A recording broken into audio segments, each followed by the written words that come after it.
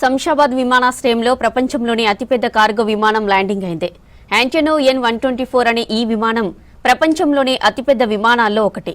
ఈ ఫ్లైట్ కు 4 ఇంజిన్లు, 24 చక్రాలుంటాయి. ఈ కార్గో ప్లేన్ లో భారీ ట్రక్కులను మోసుకెళ్తుందని తెలిపారు అధికారులు. ఒక దేశం నుంచి మరో దేశానికి హెవీ ట్రక్కులను మోసుకెళ్లడానికి ఈ కార్గో ఫ్లైట్ ను ఉపయోగిస్తారని తెలిపారు.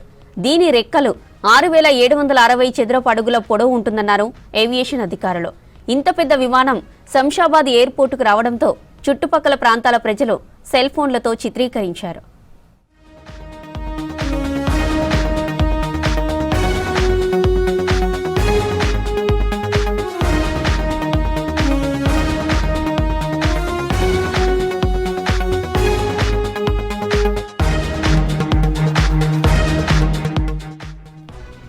శంషాబాద్ విమానాశ్రయంలో ప్రపంచంలోని అతిపెద్ద కార్గో విమానం ల్యాండింగ్ అయింది.